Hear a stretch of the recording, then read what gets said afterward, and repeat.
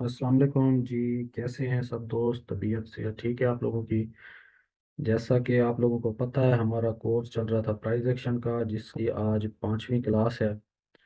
तो पिछली जो क्लासेस आप लोगों को मिली हैं चार, जिसने देख ली हैं तो वो इस क्लास को ले, वरना जिसने नहीं देखी वो पहले जाके पहले वाली क्लासेस लें, उसके बाद ये क्लास ज्वाइन करें ताकि उनको अच्छे से समझ आए।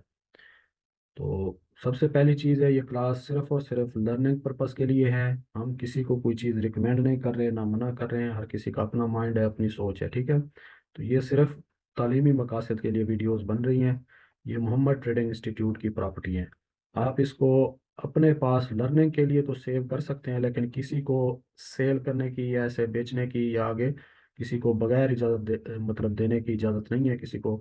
तो ये वीडियो अपने पास रखें, खुद देखें। अगर आपके कोई दोस्त ज्वाइन करना चाहते हैं तो व्हाट्सएप मेरा नंबर सबके पास है, जिसके पास नहीं है तो वो भी यूट्यूब चैनल की डिस्क्रिप्शन में दिया हुआ है, वहाँ जाके वहाँ से मैसेज कर दें और उस दोस्त को ज्वाइन करवा दें। अच्छा जी, हम फॉरेक्स ट्रेडिंग करने जा रहे हैं। तो फॉरेक्स में बहुत से मेथड्स होते हैं ट्रेड करने का, हर किसी का अपना स्टाइल, अपना मेथड होता है। अभी जो कोर्स हो ये आप लोग करने जा रहे हैं, ये है प्राइस एक्शन का कोर्स, ठीक है। तो कोई आपसे पूछे आपने किस मेथड पे काम करना है, या आप लोग किस मेथड पे काम कर रहे हैं, या कौन सा मेथड आप लोग सीख रहे हैं, तो आपने क्या कहना है? मैं प्राइस एक्शन का मेथड सीख रहा हूँ, ठीक है। मजीद चल के आगे इसके ऊपर मजीद तफसीली बात होगी। आज इसके ऊपर मुख्तसर सी मैं ये बताऊंगा कि प्राइस एक्शन होता क्या है। इसके हवाले से जो लोग मतलब मेथड के बगैर कमाना चाहते हैं, शॉर्टकट वेज, उनके लिए क्या नुकसानात हैं, जो मेथड सीख के काम करते हैं उनके क्या फायदे हैं, ठीक है। प्राइस एक्शन कब स्टार्ट हुआ? जब से ये मार्केट बनी है, जब से मार्केट चल रही है, तो ये प्राइस एक्शन तभी से चल रहा है। आज तक वैसे वर्क कर रहा है, वैसे काम कर रहा है। लोग आ रहे हैं, पैसा बना भी रहे हैं, पैसा दे भी रहे हैं। तो एक चीज जहन में रखनी है, जो भी मेथड सीखें, वो चाहे प्राइस एक्शन हो, चाहे दुनिया का और कोई मेथड हो। मैं अक्सर नाम लेता हूँ VSA, मार्केट प्रोफाइल, क्योंकि मेरे अपने ट्रेडिंग के मेथड वॉल्यूम किए हैं, तो मैं अक्सर उनके नाम लेता रहता हूँ। तो ये सारी चीज़ें जो है ना, जितने मेथड्स हैं, जितनी स्ट्रेटजीज हैं, जो भी आप लोग सीख लें ना, वो तब तक किसी काम की नहीं है जब तक आपकी मनी मैनेजमेंट ना हो। और सबसे अहम बात, जितने भी मेथड सीख लें, किसी भी मेथड की एक्यूरेसी 100% नहीं है। अगर 100% एक्यूरेसी होती तो क्या होता? सिर्फ और सिर्फ एक ही मेथड चलता, उसके बाद दूसरे किसी मेथड की जरूरत ही ना पड़ती। और मेरे ख्याल में मार्केट क्या हो जाती, आज तक बंद हो चुकी होती, क्योंकि 100% अगर एक्यूरेसी आ जाए तो हर बंदा कमा रहा होता। ऐसे है ना, जब हर बंदा कमा रहा है तो मार्केट के अंदर कोई पैसा बनाने वाली मशीनें तो लगी हुई नहीं है जो पैसा बना बना के आपको देती रहेंगी। तो ये सारा कुछ सप्लाई एंड डिमांड के ऊपर हो रहा है। अगर मुसलसल ही हर बंदा किसी भी मार्केट में, दुनिया की जितनी भी मार्केट्स हैं, किसी भी मार्केट में, चाहे वो फिजिकल है चाहे ऑनलाइन है, अगर उसमें कोई चीज़ 100% आ जाए ना, 100% एक्यूरेसी के साथ, तो उस मार्केट का वजूद ही खत्म हो जाता है।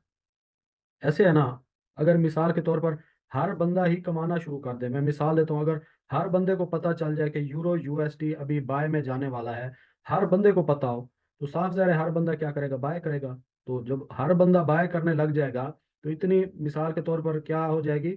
उस चीज़ की वैल्यू बिल्कुल ख़त्म होकर रह जाएगी। ऐसे कह लें कि एक चीज़ का वजूद ही खत्म हो जाएगा। जब हर बंदा प्रॉफिट कमा रहा है तो पैसा कहाँ से आएगा? पीछे मशीन तो नहीं लगी हुई जो बनेगा। तो एक वक्त में कोई सेलर ही नहीं बचेगा, कोई बेच ही नहीं रहा होगा, तो फिर मार्केट का वजूद कैसे रहेगा? हर वक्त सेलर और बायर मौजूद होगा तो मार्केट चलेगी। अगर सिर्फ एक ही चीज, मतलब एक बायर ही मौजूद है, आगे कोई बेचने वाला नहीं है, तो आप किससे खरीदेंगे? समझ आ रही है मेरी बात की? ये चीज जहन में बिठा लें, कोई भी मेथड है, दुनिया का कोई भी मेथड है, वो कभी भी 100% नहीं हो सकता। अगर कोई बंदा आपको कहता है मेरे पास मेथड है, मेरे पास स्ट्रेटजी है, वो 100% है, तो इसका मतलब है शॉर्टकट वो आपसे झूठ बोल रहा है। सही है? जो भी कहता है ना कि मेरे पास क्या है, 100% एक्यूरेसी वाली स्ट्रेटजी है, या मेरे पास कोई ऐसा मेथड है कि मैं फॉरेक्स के अंदर, क्रिप्टो के अंदर, किसी भी दुनिया की मार्केट के अंदर मैं कमा सकता हूँ, तो इसका मतलब है वो बंदा क्या कर रहा है? आपसे झूठ बोल रहा है। अगर 100% होता कुछ तो आज तक मार्केट क्या हो जाती? खत्म हो जाती। ठीक है, तो ये ध्यान में रखें। अब हमें कितनी एक्यूरेसी चाहिए कामयाब होने के लिए? ये तो आपके पास अगर 30% भी एक्यूरेसी हो, आप कामयाब हो सकते हैं। किस लिए? क्योंकि अगर आपके पास रिस्क रिवार्ड रेशियो अच्छी होगी, तो 30% एक्यूरेसी वाली स्ट्रेटजी से भी आप प्रॉफिट कर सकते हैं। ठीक है, तो अब बात आती है यहाँ पे, हमें, मैं जो मेथड पढ़ा रहा हूँ प्राइस एक्शन का, इसकी एक्यूरेसी कितनी है? तो इसकी एक्यूरेसी मेरे हिसाब से 80+ है। ठीक है, लेकिन ये शुरू में नहीं आएगी सबकी एक्यूरेसी इतना, पहले सीखेंगे फिर इसके ऊपर प्रैक्टिस करेंगे जब बार बार, फिर आपकी 75-80+ पे पहुंच जाएगी एक्यूरेसी। अगर आपकी एक्यूरेसी 40+ शुरू हो जाती है, मतलब 40% से ऊपर चली जाती है या 50% से ऊपर चली जाती है, तो ऐसे समझ लें आपकी कमाई स्टार्ट हो गई। जिस दिन आपकी एक्यूरेसी, मिसाल के तौर पर अगर आप 10 एंट्रियां ले रहे हैं, 10 में से अगर सिर्फ क्या हो रही है, 5 टीपी हो रही है, 5 एसएल हो रही हैं, तब भी आपकी कमाई क्या हो गई है, शुरू हो गई है। उसकी वजह क्या है? क्योंकि हम रिस्क रिवार्ड रेशो 2 रखते हैं मिनिमम। रिस्क रिवार्ड रेशो के ऊपर भी शायद आगे मजीद तफसील से बात होगी। रिस्क रिवार्ड रेशो, अगर हम एक एंट्री पे, किसी एंट्री पे $10 का रिस्क ले रहे हैं, और उसका टीपी हम कितना रखेंगे, प्रॉफिट कितना रखेंगे, $20, यानी कि हम अगर ₹1 का रिस्क ले रहे हैं तो हम अपना प्रॉफिट ₹2 रखते हैं। जब रिस्क रिवार्ड रेशो मिनिमम आप 1:2 भी लेकर चलेंगे, तो 5 अगर एसएल होंगी, 5 टीपी होंगे, फिर भी आप क्या होंगे, प्रॉफिट में होंगे। ठीक है, तो ये चीज़ अपने जहन में रखनी है कि आपका जिस दिन 40-50% एक्यूरेसी आना शुरू हो गई, उस दिन आपकी कमाई शुरू हो जानी है, अगर आप रूल्स के ऊपर चलेंगे। अगर आप खुद से लगाएंगे ऐसे, मतलब थोड़ा सा प्रॉफिट आया क्लोज, थोड़ा सा प्रॉफिट आया क्लोज, ऐसी 10 एंट्रियां लगाएं, या $10 प्रॉफिट है, एक एक करके निकालें, और एक ही एंट्री पे अगर $10 दे दें, तो इस तरह आप कभी कामयाब नहीं हो सकते। आप रूल्स के मुताबिक चलेंगे तो आराम से आप इस मार्केट से पैसा निकाल सकते हैं। अच्छा जी, अब अक्सर सवाल आता है कि क्या ये फॉरेक्स ट्रेडिंग रिस्की है? अक्सर जो भी न्यू मेंबर्स आते हैं ना, तो वो इस लफ्ज से बहुत डरते हैं कि फॉरेक्स ट्रेडिंग रिस्की है। जो भी उनको कोई पहले से ट्रेड कर रहा होता है, जिसने ना किसी से सीखा होता है ना कुछ, बस यूट्यूब से 2-4 वीडियो देखी और ट्रेडिंग करना शुरू हो गया, वो न्यू मेंबर जब इसमें इंटरेस्ट लेते हैं, ये काम करने का सोचते हैं, तो वो बंदा उनको कहता है कि ये काम क्या है, बहुत ज्यादा रिस्की है, जिसकी वजह से वो छोड़ देते हैं। अब मुझे बताएं, जिस बंदे का उस्ताद ही ना हो, जिस बंदे ने किसी से सीखा ही ना हो, तो वो कैसे इस फील्ड में कामयाब हो सकता है? पहली चीज है, मैं अक्सर कहता हूँ, एक मिस्त्री है, एक हजाम है, एक मोची है, उसका भी उस्ताद होता है। तो इतने बड़े बिजनेस में अगर आप लोग जा रहे हैं, तो क्या बगैर उस्ताद के कामयाब हो सकते हैं? कभी भी नहीं हो सकते। इसलिए एक अच्छा उस्ताद बनाए, जो भी हो, लाजमी नहीं मैं आप लोगों का उस्ताद हूँ, जिसकी आपको समझ आए उसको अपना उस्ताद बनाएं, उसके बनाए हुए रूल्स पे चलें, ताकि आप जल्दी कामयाब हो जाए। ठीक है, उसको फॉलो करें, जिसको भी करना है, किसी एक को उस्ताद बनाए। ये ना हो कि एक यूट्यूब चैनल पे वीडियो आ गई, आप उसको देख रहे हैं, मेरी सामने आ गई उसको देख रहे हैं, किसी और की आ गई है उसको देख रहे हैं, तो हर बंदे को उस्ताद भी ना बनाए, एक जहन में रखें। दूसरी चीज है, जिसको बनाए तो उसको फिर क्या, उसके रूल्स के ऊपर भी चलें, उसके बताए हुए तरीकों के ऊपर चलें, फिर आप देखें ट्रेडिंग के अंदर कामयाबी मिलती है या नहीं मिलती। ठीक है, अगर आपको कामयाबी नहीं भी मिलती, तो कम अज कम मैं आप लोगों को ये कहता हूँ, कुछ अरसा एक उस्ताद के पीछे चल के देख लें। अगर आपको कामयाबी नहीं मिल रही, आप उसके रूल्स भी फॉलो कर रहे हैं, सारा कुछ कर रहे हैं, फिर भी कामयाबी नहीं मिल रही, तो आप फिर उस्ताद चेंज करें, मेथड अपना चेंज करें, जो भी करें, एक पीरियड हो, कोई टाइम पीरियड हो। ये ना हो एक दिन एक उस्ताद, अगले दिन दूसरा उस्ताद, अगले दिन तीसरा उस्ताद, इस तरह कामयाब आप लोग नहीं हो सकते। अब जो सवाल था, मैं उसका जवाब देता हूँ कि क्या फॉरेक्स ट्रेडिंग रिस्की है? मुझसे पूछे ना, मैं कहता हूँ 1% भी रिस्की नहीं है। 1% चांस नहीं है कि फॉरेक्स ट्रेडिंग रिस्की हो। उसकी वजह क्या है? क्या दुनिया में आपने कोई ऐसा बिजनेस देखा है फॉरेक्स के अलावा, जिसमें आप अपना नुकसान, अपनी मतलब नुकसान की लिमिट, लॉस की लिमिट खुद डिसाइड करें?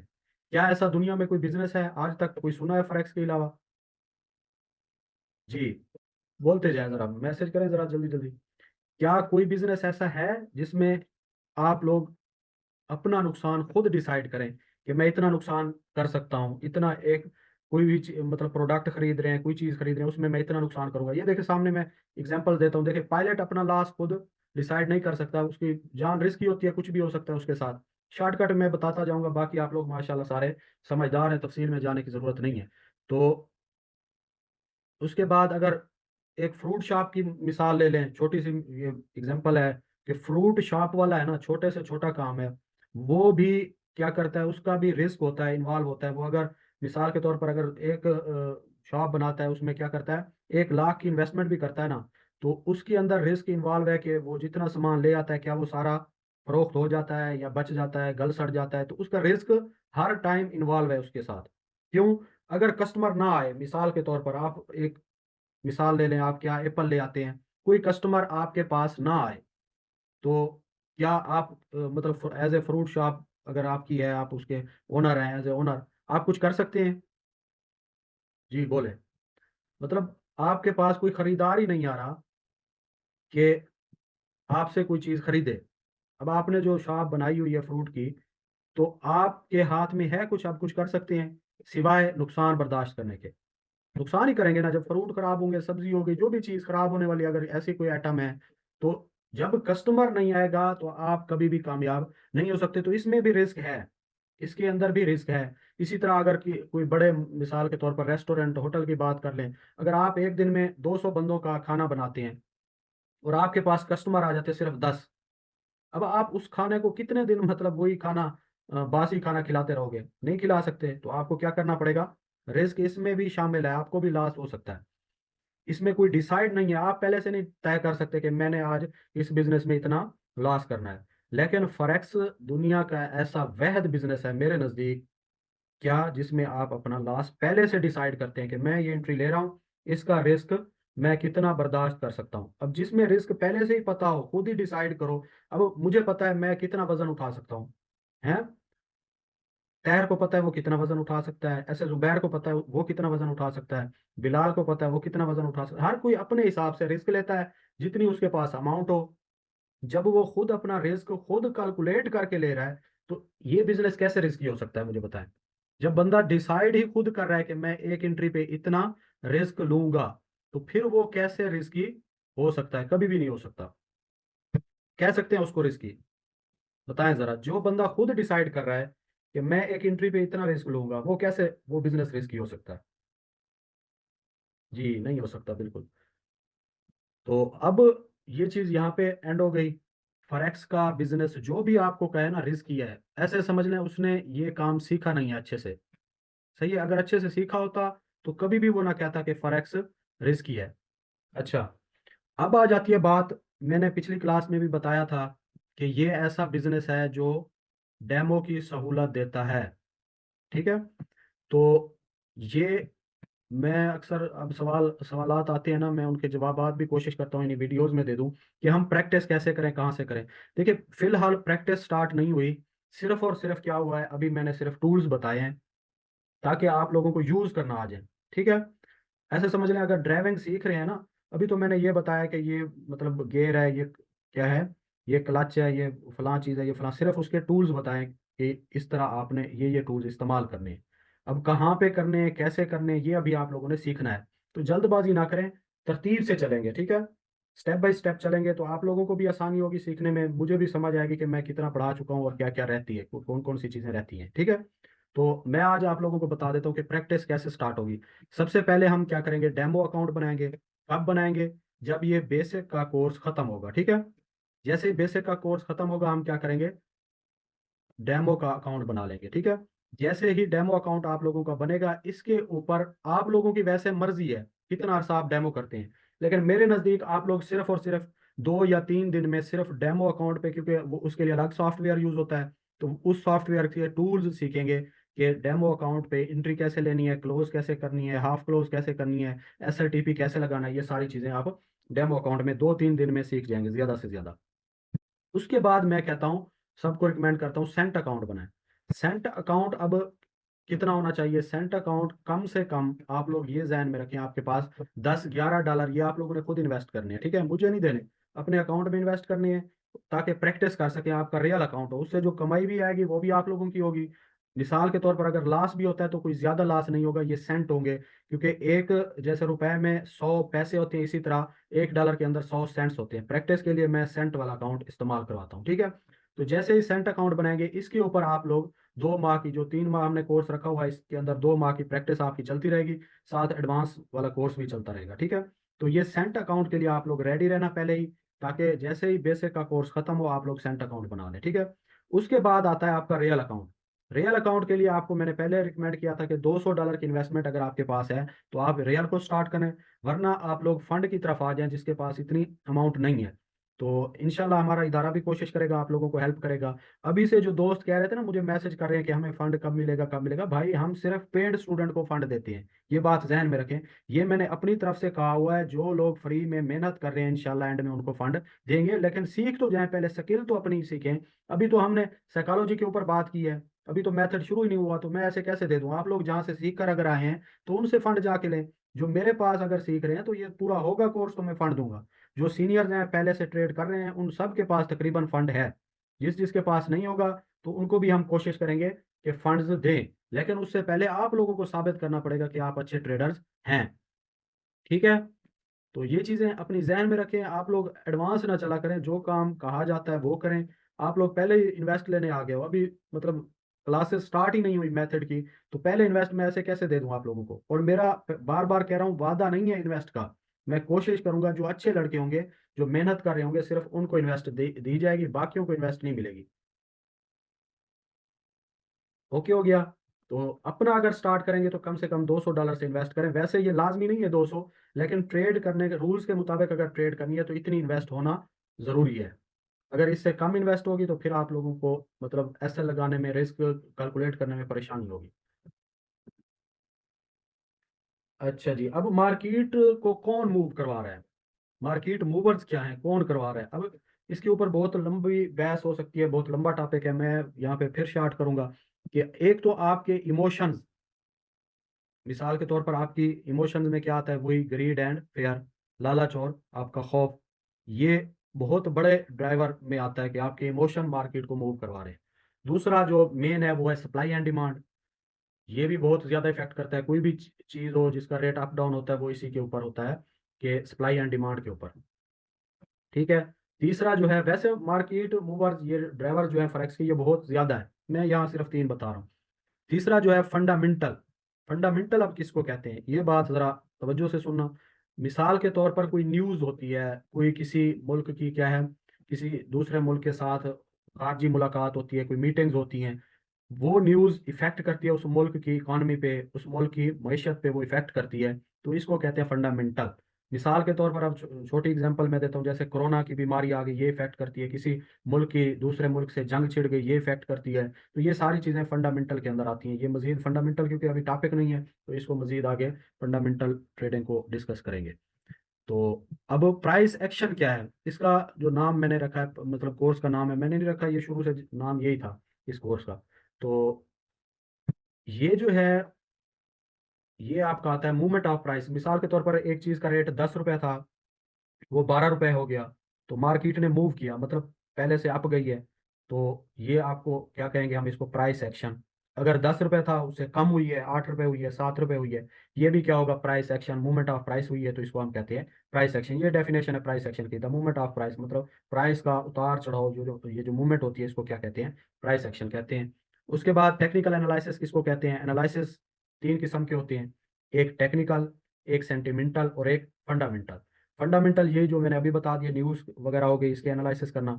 दूसरा होता है सेंटिमेंटल, जो रिलेशन होते हैं, को रिलेशन एक पेयर का दूसरे पेयर के साथ। मिसाल के तौर पर अगर यूरो स्ट्रांग होता है तो किस किस करेंसी के ऊपर इफेक्ट पड़ेगा, अगर यूरो वीक होता है तो किस किस करेंसी पे इफेक्ट पड़ेगा। इसी तरह डॉलर का दूसरी करेंसी के ऊपर क्या इफेक्ट है। तो ये सारा को रिलेशन जो है, डायरेक्टली है या इनवर्सली है, इसको क्या क्या कहते हैं? Sentimental analysis. जो हम अभी पढ़ने जा रहे हैं, जिसके जिसके ऊपर हमारा ज्यादा फोकस होगा, जो मोस्टली ट्रेडर जिसको यूज करते हैं, वो है टेक्निकल एनालिसिस। टेक्निकल एनालिसिस इसको कहते हैं कि हम मार्केट की प्रीवियस मूव को देखकर उसकी मतलब फ्यूचर मूवमेंट का क्या करते हैं? आइडिया लगाते हैं। मिसाल के तौर पर पहले मार्केट क्या कर रही थी, हिस्ट्री में क्या कर रही थी, प्रीवियस मूव को, पास्ट को देख के हम उसका फ्यूचर डिसाइड करते हैं। इसको कहते हैं टेक्निकल एनालिसिस। मुख्तलिफ टूल्स की मदद से क्या करते हैं? मुख्तलिफ टूल्स की मदद से हम पास्ट की मूवमेंट को देख के उसकी फ्यूचर की मूवमेंट डिसाइड करते हैं। इसको कहते हैं टेक्निकल एनालिसिस। जी, आपने कहा है कि गुस्सा भी तीसरा आंसर है। जी, गुस्सा बिल्कुल, ये आपके इमोशंस के अंदर गुस्सा भी बहुत बड़ा आंसर है। इसको कहते हैं रिवेंज ट्रेडिंग में ये आता है। रिवेंज ट्रेडिंग भी एक बहुत बड़ा आंसर है नाकामी का। हाँ, ये आपने बहुत अच्छी एग्जांपल दी इसकी। तो इमोशन जितने भी हैं, इमोशन आपके बिजनेस से अटैच नहीं होने चाहिए, ये जहन में रखें। अच्छा, इस क्लास का सबसे जो मेन पार्ट था, अब आप लोग नोट भी करते जाएं ताकि आप लोगों को समझ आए कि ये क्या चीज़ है। मैं अक्सर जितने भी सेशंस हुए हैं उसके दो ट्रेडिंग प्लान बनवाता हूँ। एक प्लान पहले बनवाता हूँ, मतलब कोर्स शुरू होने से पहले, जैसे आज की क्लास है तो इसका आप प्लान बनाएंगे। फिर एक प्लान तब बनवाता हूँ जब आप सेंट के ऊपर काम कर चुके होते हैं कुछ दिन। ठीक है। तो अब आज का ट्रेडिंग प्लान है, कॉपी पेंसिल अपने पास रखें, ये नोट करते जाइए, ये सब आप लोगों ने अपना बना के मुझे भेजना है। मैं इसमें सिर्फ गाइड कर सकता हूँ कि आपका प्लान किस तरह बनेगा। बाकी आप लोगों ने अपने मुताबिक अपना प्लान सेट करना है। ठीक है। तो पहली चीज जो आती है ट्रेडिंग प्लान के अंदर, कि आप ट्रेडर क्यों बनना चाहते हैं। एक सवाल, इसका जवाब आप खुद लिखेंगे कि आप क्यों बनना चाहते हैं, इसकी वजूहात क्या हैं। ये सारी आप, मतलब आपको पता होगा, हर बंदे की अलग अलग होंगी। दूसरा है where you want to see a next 1 year 2 year and 5 year. ये चीज प्लान होती है कि आप अपने आप को 1 साल बाद, 2 साल बाद और 5 साल बाद अपने आप को ट्रेडिंग की फील्ड में कहाँ देखते हैं। मतलब आपका प्लान क्या है, साल का क्या प्लान है, 2 साल का क्या प्लान है, और 5 साल का क्या प्लान है। उसके बाद अपने ट्रेडिंग प्लान में शामिल करनी है ये चीज़ कि मैंने रोजाना, डेली अपने सबकॉन्शियस माइंड की प्रोग्रामिंग करनी है ट्रेडिंग के हवाले से। ये अपनी ट्रेडिंग लिस्ट में अपना इसको भी शामिल करें। क्या करना है प्लान के अंदर, ये ट्रेडिंग टेबल पे होनी चाहिए, जहाँ पे आप बैठ के ट्रेड कर रहे हैं ना, टेबल के ऊपर ये आपके, ये जो प्लान है ये लिखा हुआ होना चाहिए, ताकि रोजाना आप इसको देखें और ये चीजें लाजमी करें। ठीक है, आपके माइंड में हो, आपके टारगेट आपके माइंड में हो, आपके गोल्स आपके माइंड में हो, तब आप कामयाब होंगे। तो आप लोगों ने जो अपना गोल सेट किया हुआ है उसके मुताबिक अपने सबकॉन्शियस माइंड की डेली प्रोग्रामिंग करनी है। प्रोग्रामिंग किस तरह करनी है माइंड की, ये मैंने पहले बता दिया था, कि जो आपके अंदर मतलब गलतियां हैं जिनको आप सुधारना चाहते हैं ट्रेडिंग फील्ड के मुताबिक, वो आप लोग यहाँ दर्ज करेंगे। अभी क्योंकि ट्रेडिंग आप लोगों को पता नहीं है, तो अभी आप प्रोग्रामिंग क्या करेंगे, मैंने इस बिजनेस को सीखना है, इसी को करना है, ये सारी चीजें, इसके फवायद मैंने बता दिए हैं। ठीक है। अगर नहीं करना, वो भी पिछली क्लास में मैंने बता दिया था, अगर इस बिजनेस को नहीं करना तो फिर अभी से छोड़ दें, इस चक्कर में पड़े ही ना इस बिजनेस के। अगर करना है तो रोजाना अपने माइंड को इसके लिए तैयार करें, अच्छे से तैयार करें, क्लासेस के हवाले से तैयार करें, मैंने जो काम मिले मतलब डेली करूंगा, ये चीजें अपनी खुद प्रोग्रामिंग करते रहें साथ साथ। जो इस पूरे प्लान का, ऐसे समझ लें क्या है, मेन पार्ट है, वो है शॉर्ट एनालिसिस। अपनी स्ट्रेंथ लिखें, इस वक्त आपकी स्ट्रेंथ क्या है, ताकत क्या है। वो फॉर एग्जांपल आपके पास अभी इन्वेस्टमेंट मौजूद है, फॉर एग्जांपल आप एक सेहतमंद है अभी, आपका माइंड अच्छा है, मतलब एक बंदा बुजुर्ग हो जाता है ना, तो सेहत साथ नहीं देती, कोई बीमारी होती है। तो ये चीजें, जो जो चीजें हैं, आपके पास डिवाइस मौजूद है, आपके पास क्या है, ये अपॉर्चुनिटीज में आ जाएगा। तो ये स्ट्रेंथ अपनी अपनी सारी जो भी आपकी है, ये स्ट्रेंथ लिखें, साथ अपनी वीकनेस लिखें। अब करना क्या है, इन वीकनेस वीकनेस को खत्म करके जितनी भी हैं उनको स्ट्रेंथ में शामिल करना है। इस वक्त आपकी जो भी वीकनेस है, मिसाल के तौर पर किसी बंदे के पास इन्वेस्टमेंट नहीं है, ये उसकी वीकनेस है, तो उसको खत्म करके उसने स्ट्रेंथ में ले आना कि किस तरह अपनी ये इन्वेस्टमेंट आपने इदारे से लेनी है, किस तरह मेहनत करनी है, अपने आप को इम्प्रूव करना है, बल्कि प्रूव करना है। अब यहाँ पे प्रूव करेंगे तो आप लोगों को इन्वेस्ट भी मिलेगी। इन्वेस्टर बहुत हैं, वक्त लगेगा, वक्त जरूर लगेगा, लेकिन इन्वेस्टर बड़े हैं। आपके घर के अंदर से इन्वेस्टर निकल आएंगे अगर आप लोग उनको कमा के दिखाएंगे, साबित करके दिखाएंगे अपनी स्किल। तो इन्वेस्टर की कमी नहीं है, स्किल होनी चाहिए। अच्छा, वीकनेस जितनी भी है वो भी दर्ज करें, आज स्ट्रेंथ अपनी जितनी है वो दर्ज करें। कोशिश करें अपनी वीकनेस को स्ट्रेंथ में तब्दील करें। उसके बाद अपनी अपॉर्चुनिटीज लिखनी है, आपके मौके क्या हैं अभी। जैसे अभी आप लोगों को बहुत बड़ा ये मौका मिला हुआ है, जिस कोर्स की फीस इतनी ज्यादा थी आप लोगों को फ्री में मिल रहा है अभी। तो ये भी एक मौका है, अगर आप अब नहीं सीखेंगे तो साफ है फिर हम भी फीस लेंगे, जिसके पास जाएंगे वो फीस लेगा। तो ये चीज अपनी लिखें, थ्रेट्स लिखें, अभी आपको खतरात क्या हैं, ये चीजें सारी अपनी शॉर्ट एनालिसिस बनाएं लाजमी, ये ट्रेडिंग प्लान के अंदर।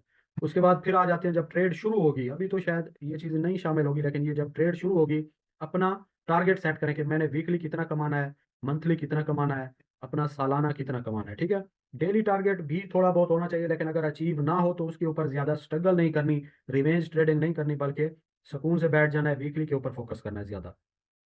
अब अगर आपका वीकली टारगेट एक दिन में पूरा हो जाता है तो आप अगले 4 दिन रेस्ट करेंगे। मंथली टारगेट आपका एक हफ्ते में पूरा हो जाता है, अगले 3 हफ्ते आप क्या करें, रेस्ट करें। ये है ट्रेडिंग, इस चीज को आप समझिए। ठीक है। अब आ जाते हैं, अगर आपका टारगेट, एक तो टारगेट इतना रखना है जो आसानी से अचीव हो, जब अचीव हो जाए 2-3 हफ्ते मुसलसल अचीव हो तो फिर उसको बढ़ाते जाए। ठीक है।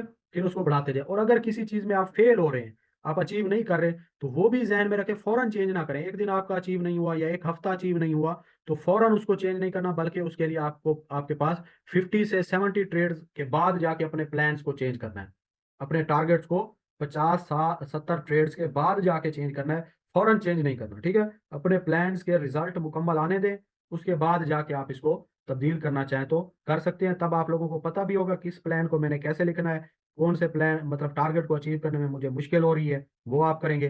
तो जब भी मॉडिफिकेशन करेंगे अपने प्लान के अंदर तो आपके लिए बहुत ज़्यादा आसान हो जाएगा प्लान। उसके बाद डेली ट्रेडिंग की रूटीन बनाएं, चेकलिस्ट बनाएं। सबसे पहला काम है मैंने ट्रेडिंग को वक्त कब देना है। हर वक्त स्क्रीन के ऊपर नहीं बैठना। हाँ, लर्निंग के लिहाज से बेशक बैठे रहें, लेकिन ट्रेडिंग का एक मखसूस वक्त होना चाहिए, ठीक है। उसके बाद कोई मखसूस पेयर होना चाहिए, आगे जाके ये समझ आएगी पेयर्स क्या हैं, न्यूज़ कैसे चेक करनी है, ये सारी चीज़ें किस टाइम फ्रेम में मैंने काम करना है, ये सारी चीज़ें आप लोगों की डेली ट्रेडिंग रूटीन में ये होनी चाहिए कि मैंने क्या क्या करना है। उसके बाद आ जाती है रिस्क मैनेजमेंट, जिसका अभी आगे टॉपिक आएगा कि मनी मैनेजमेंट किसको कहते हैं। तो रिस्क मैनेजमेंट क्या है? 1% से ऊपर मैंने रिस्क नहीं लेना एक एंट्री के ऊपर, ठीक है। ये अपना प्लान बनाना है, इसके रिस्क के अंदर शामिल करना है, ये बहुत है। 1% रिस्क बहुत है, इससे ज्यादा रिस्क नहीं लेना। हाँ, अगर आपका अकाउंट $100 से भी कम है तो फिर आप लोग 5% तक रिस्क ले सकते हैं। अगर आपका अकाउंट जितना बड़ा है $1000 से ऊपर है तो आप 1% से ज्यादा रिस्क नहीं लेंगे। हाँ, 1000 से कम है और 500 से ऊपर है तो 2% 3% जितना आप लेना चाहें ले सकते हैं, ठीक है। उसके बाद सबसे अहम चीज ये पिछली क्लास में भी डिस्कस हुई थी कि क्या करें, अपने सीनियर से सीखें, अपने जूनियर से सीखें, अपनी गलतियों से सीखें, अपने किससे सीखें, अपनी सक्सेस से सीखें। तो इसके लिए आपको अपना रिकॉर्ड रखना पड़ेगा, ट्रेडिंग का रिकॉर्ड रखेंगे अपनी ट्रेड्स का, तब जाके आप अपनी गलतियों से सीख सकते हैं, वरना आप अपनी गलतियों से कभी नहीं सीख सकते। अपनी कामयाबियों से और अपनी गलतियों से तब सीखेंगे जब आप अपनी ट्रेड्स का रिकॉर्ड रखेंगे। रिकॉर्ड होगा तब आप लोग उनसे सीखेंगे। अगर रिकॉर्ड नहीं होगा तो आपको पता भी नहीं होगा मैंने किस पेयर पे किस वजह से एंट्री लगाई थी, ठीक है। तो ये अपना रिकॉर्ड रखेंगे, अपनी ट्रेडिंग प्लान के अंदर ये भी शामिल कर लें। तो अभी आज का सेशन यहाँ पे एंड करते हैं। तो मजीद जिसके सवालात हैं मैं ले लेता हूँ, उसके बाद रिकॉर्डिंग को मैं ऑफ कर देता हूँ।